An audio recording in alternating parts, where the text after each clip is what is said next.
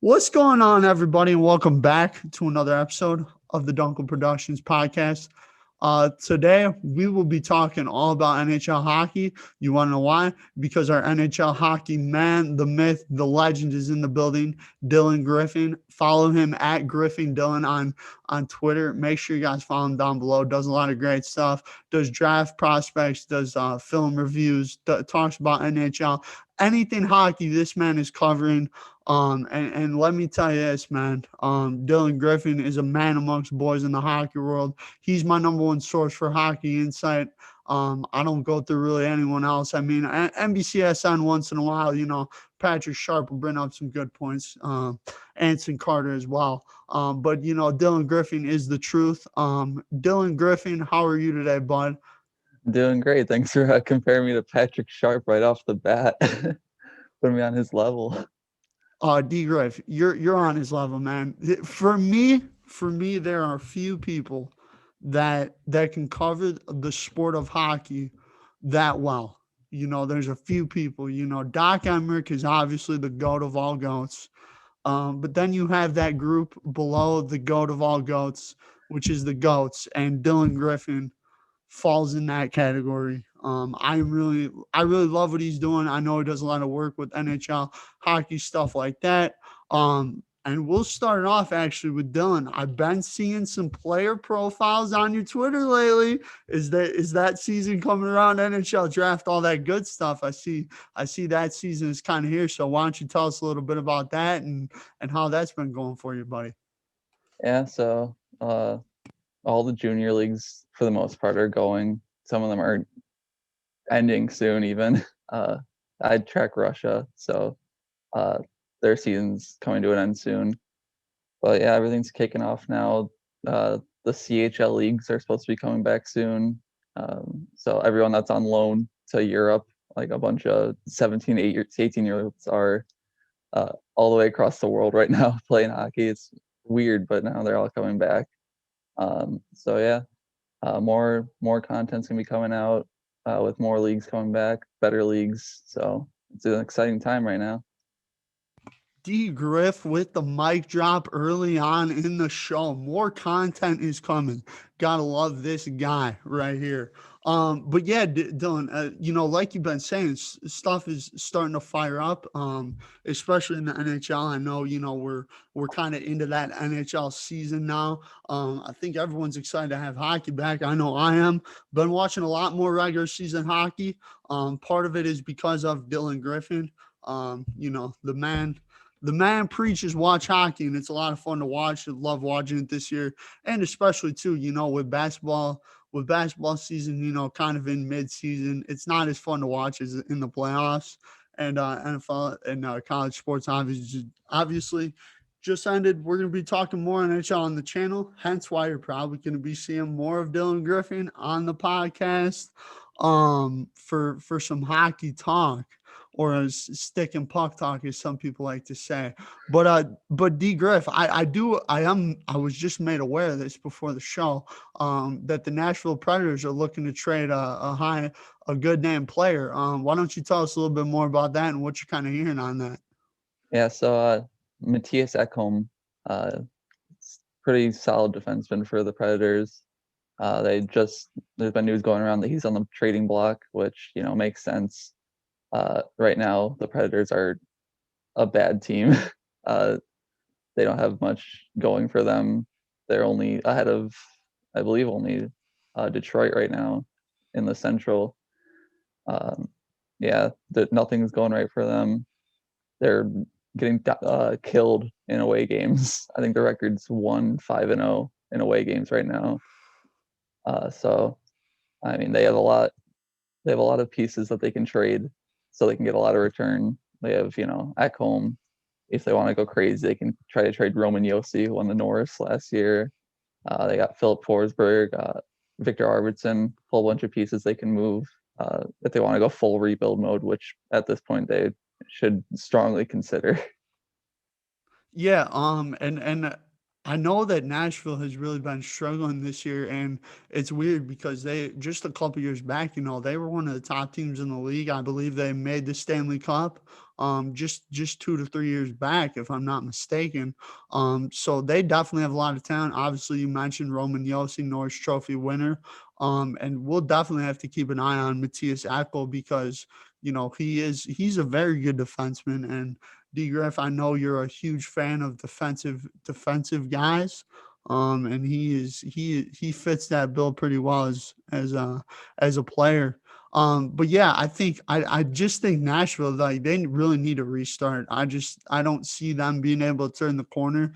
Especially when you talk about in their division. You have Florida, who's playing really well. You have obviously Tampa Bay, defending Stanley Cup champions. You have the Carolina Hurricanes, I believe, in there as well, number 3 team. You have the Chicago Blackhawks in there, which we'll talk about them more as the show goes on. And then you have one of a very interesting team this season in the NHL, in the Columbus Blue Jackets, with everything going on there. And I honestly, D Griff, that leads me kind of into my next point. I kind of forgot about this, but um, Columbus is kind of interesting this year, man. Sitting guys that are pretty good, and I believe they acquired Patrick Lane, and then did they just trade him? If I'm not mistaken, or No. no, they still have him. Yeah, he got benched in I think his first game with them. Yeah. I guess there's some drama, something with him back talking to a coach or something like that. I don't know. There's a bunch of stories going around. Yeah, and he's been mentioned that possibly they might look to move on from him, and which is very surprising because they just picked him up in that trade for Pierre-Luc Dubois, I believe is how you say it. Yeah. But yeah, Columbus is really interesting. They were my dark horse team to make the Stanley Cup. I told you. Yeah, I know. D Griff, you told me. I'll give it to D Griff, man. He told me that Columbus isn't that good and Seth Jones is overrated. And so look at that. So far this season, he's been spot on with that prediction. We'll see if it continues, though, D Griff. We got a long way to go, long NHL season here.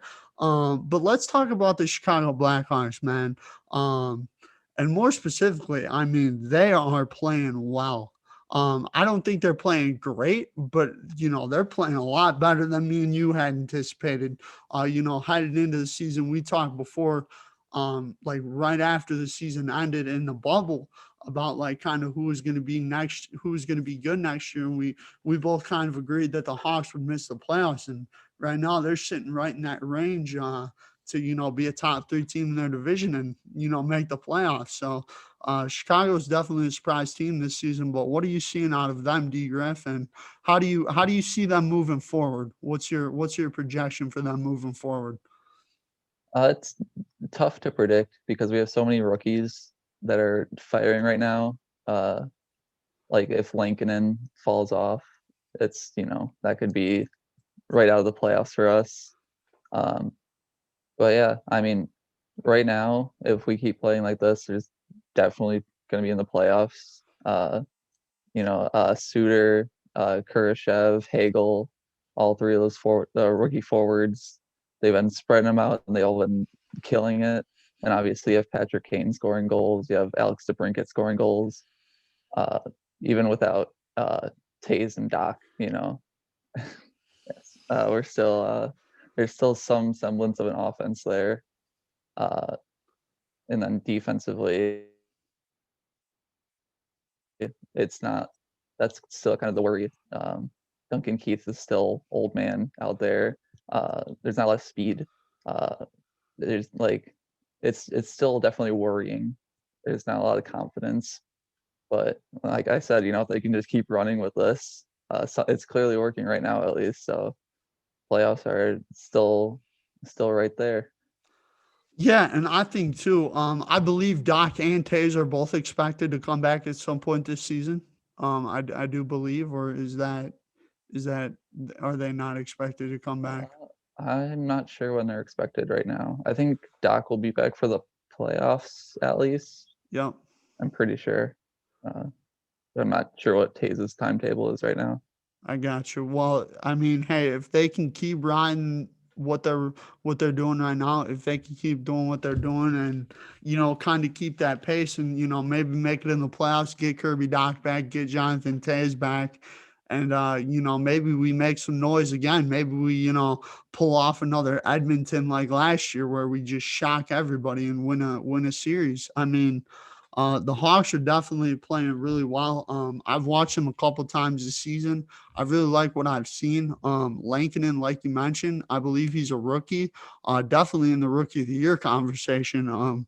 He is really playing well. And I know D Griff, we talked a lot about this. On our first podcast talking NHL, me and you. We talked a lot about how we were worried about Chicago's goalie situation, and I think for the time being, Lankinen has really solidified that spot and solidified himself as a number one goalie for the time being. Now, can he keep that up? That's going to be the question. Do I think he can? Yeah. And I mean, here's the thing: is Chicago is really, they're in a tough division. They have three teams ahead of them that are playing really good hockey: Carolina, Tampa Bay, and Florida. Obviously, Tampa Bay, I feel like, is the best out of those three. Tampa Bay is defending Stanley Cup champions. You definitely have to tip your hat to them, but I think there's a lot of hope for the Hawks going into the rest of the season, and they're a fun team to watch. I didn't think they would be that fun to watch this season, and I'm finding myself tuning to NBC Sports Chicago far often than I would have thought before the season. But Dylan, I wanna get your thoughts on the Penguins though, because the Penguins are always a weird team. I don't think all the time they live up to their expectations. Like I think the Penguins, they're obviously good enough to be compete for Stanley Cups. And I don't believe they've been in one since that Nashville series. Um, and I think that says a lot. But I want to get your thoughts on Chris Letang. Um, I did hear that Pierre McGuire did say that Letang's been through a lot of injuries, and I think that might be catching up to him. But it just looks like Chris Letang is he's not the same player he once was. What are your thoughts on him and the Penguins? Yeah, he's definitely taken a step back this year, especially like compared to the other defensemen on the team. He should really be the best one. Right. Uh, John Marino is also a good player, but Letang, for what he's supposed to be, should be all the way towards the top of their like the rankings for defensemen. Uh, yeah, just his on ice stats, nothing's working. He's like bang average for their whole team, and that's just not what you expect out of him. But the whole team's been kind of weird this year. Evgeny Malkin's been bad. Tristan Jarry's been one of the worst goalies in the league. The only thing they have going for them is Sidney Crosby, Brian Rust, Jake Gensel. Those three players are kind of their saving graces right now. Everything else is not there. Pierre Olivier Joseph has been pretty solid to start the year as a rookie. So that's kind of one bright spot for them. But overall, it's just been kind of disappointing. The trade rumors are starting, Sidney Crosby, but I don't see him getting traded this year at least. But yeah, they need something to change. No, D Griff, when that is going on, when you're not playing up to your potential, what changes that? Is it a trade where you have to go out and get someone? Is it a locker room thing? Like, is it just that yeah, you maybe have to get a win or two, you have to give some guys some confidence? Like, how do you shake that? Because I think that me and you can both agree that Pittsburgh's a good enough team to make the playoffs and probably make a deep run into the playoffs. But how do they fix their issues? What is that? Yeah, I think they just need to get uh, a little bit of luck going their way, especially with their goaltending situation. Like I said, Jerry's been terrible this year. So if you can get a few games where he kind of fires on all cylinders, everything goes his way, then maybe you can bank on that lasting a bit longer.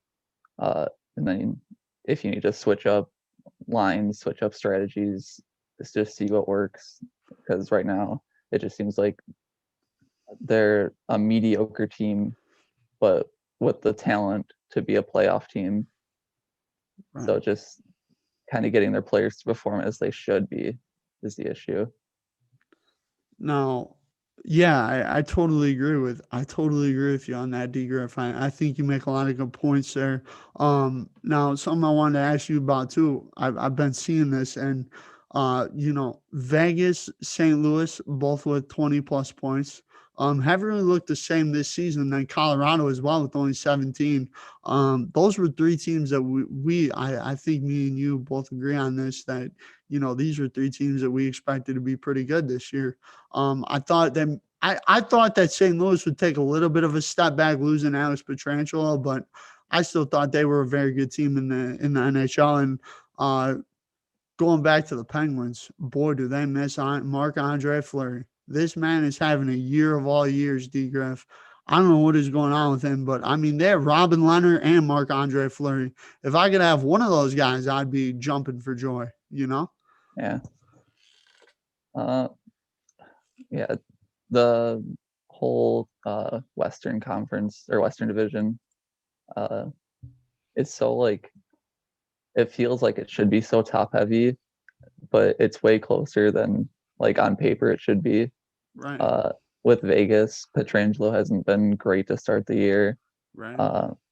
Just they're not scoring a lot of goals, and but they're not allowing a lot either. So it's a lot of like low scoring games.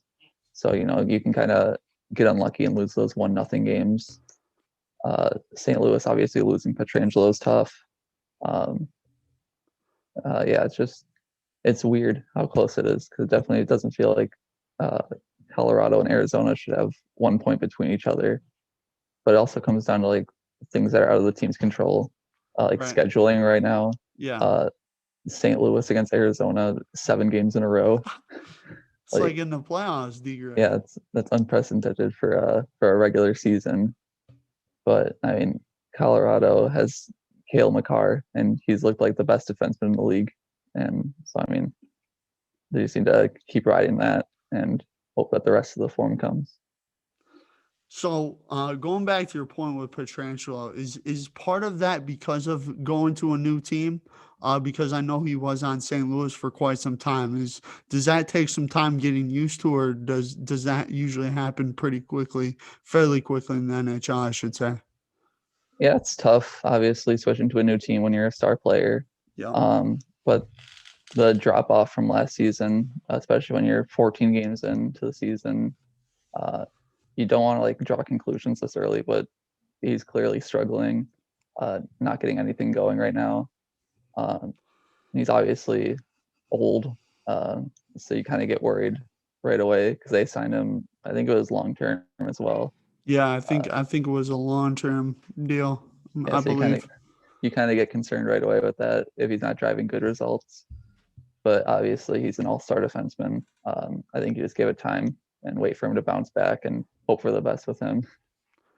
Yeah, now, Dylan, I'm gonna ask you, because I know we probably talked about the Stanley Cup on the first podcast that we had you on the show for, but right now today, who would you say is probably gonna win the Stanley Cup? Who do you have your eye on? And also, give me one dark horse team that you think could just get hot and win it Uh, right now, right I now. think, man, there's just no team that's like stood out as like the big Right, team. that's why it's tough, D. Graf. But That's what we're asking tough questions, man.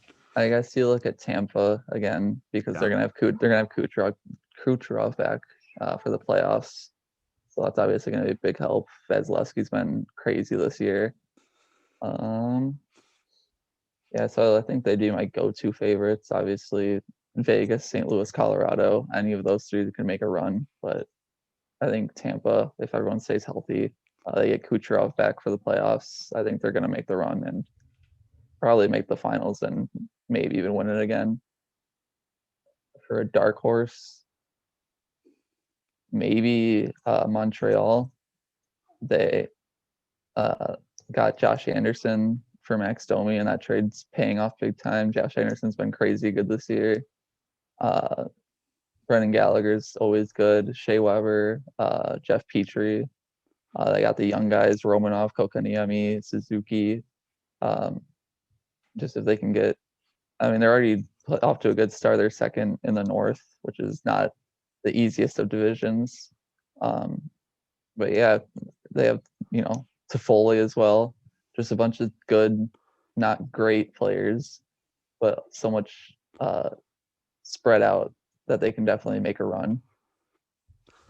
So Dylan, I'm gonna stick with my gut here. I knew we were gonna talk probably about this tonight, and I sat back and thought about it, and I think Vegas is gonna win the Stanley Cup. I just think the way that they're playing, the way that their goaltenders are playing is unreal. I mean, when you can literally say, okay, we can run a guy out. Like if they're playing a back to back in the postseason, they could run Leonard or Fleury out and have confidence that they're going to win that hockey game. That's a big thing to have in the playoffs. I do think Alex Pietrangelo will figure it out. I think he's just too good of a talent not to. Like I don't see that. Dark horse team. I do agree with you on the Montreal. I could see them. Shea Weber, obviously, big time player. I believe they still have that goalie as well, Carey Price as well, right? Yeah. So I know he's big time. I will also throw Pittsburgh in there. I just they're too talented of a team, D Griff, and for me, obviously I look at star players, and Sidney Crosby is a man amongst boys, one of the most talented players in the league, and like you were talking about, Ross is having a great year. And I think they're gonna figure some things out. I think that Chris Letang, I think he's gonna have one good run left in him, and I would look out for Pittsburgh. And also, I agree with you. You can throw the Blues, Colorado in there. But right now, I think that it's definitely Vegas. Tampa too, obviously. I mean, they're the defending champs. You got to throw them in there. But right now, today, I'm going Vegas, and it's because of their goalies. I just, they're insane. Fleury's having a career year, and he's super old, right? He's not He's young. been around. No. He's been around town. But yeah, D Griff, I mean, there's a lot going on in the hockey world, like you've been saying. I'm excited to see what you're going to start coming up with the CHL coming out with the drafts, with all that stuff. I love what you put together over on your Twitter feed. Love following what you do. Love looking at what you do. All that good stuff. Make sure you guys follow Dylan Griffin down below. Like, I'm serious. It'll be one of the better follows you guys will ever make. The man's the hockey GOAT. Now that Doc Emmerich's retired, Dylan Griffin is the GOAT of hockey. He is the man, the myth, the legend of hockey. This is far too high praise. Well, D Griff, I mean, it's true, man. Like, I'll tell you guys this quick story, okay? So we're jumping on to do the first podcast with Dylan Griffin. We're doing the first podcast to talk NHL. I'll straight up tell you, I literally went to his Twitter and I read through some of the stuff, and I was like, "Holy cow! I'm getting some really good stuff here." And then, okay, obviously I did my own research kind of on the side here, there, and everywhere. And I found a lot of good stuff, but most of it was from Dylan's Twitter, looking at what he's been creating and doing. And that's what we really talked about, was like the stuff that he does. And Dylan, keep up the great work, man, because I love what you're doing. I mean, heck, it's awesome, man. Yeah, if you guys don't follow this, man, DRF, I know that you hit 2K followers on your old Twitter account, right? And then something happened. And now we got a new Griffing Dylan, which, hey, shout out to you. I like it. Just flipping the name around. Yeah. But we got to get this man back to 2K, back over 2K, heck, maybe even to 3K. Let's make it happen for this guy, because he is the real deal. And Dylan, I thank you so much for jumping on the show again and talking some hockey. And also, guys, we got some big things in the works, man. And hey, if you guys want to see Dylan on more podcast episodes, drop a like, drop a comment that says D Griff the GOAT. D Griff the GOAT. I want that in the comments. D Griff the GOAT. If you want to see Dylan back on the podcast and we talk some NHL. But Dylan, thank you so much for coming on, man. Thank you. Thanks for having me. I love coming on. Dude, it's awesome, man. I'll just reiterate, you guys make sure you follow him. I know I've said it probably about 4 times, but I don't care. Dylan's a great dude. And you know what he's doing and what everybody he's working with is doing is awesome. And Dylan's always up late. He's getting up early to watch hockey. I mean, heck, I know sometimes he wakes up at 5:30, 6 o'clock to watch a game at 7. I've known that's happened before, but appreciate everyone for watching. Appreciate Dylan for coming on the show. Dylan, we'll stop by and we'll after the show we'll sit and chat for a little bit. But yeah, I appreciate you guys so much. The support has been through the roof. And it means a lot. And we're at episode 27 right now. We're just gonna keep on grinding and keep striving for greatness every day. And hope you guys do the same. Hope y'all, keep living life, keep striving for greatness, keep doing what you're doing. If someone gives you crap, just be like, how you doing? Keep it moving. Everyone have a great night and keep striving for greatness. Peace out.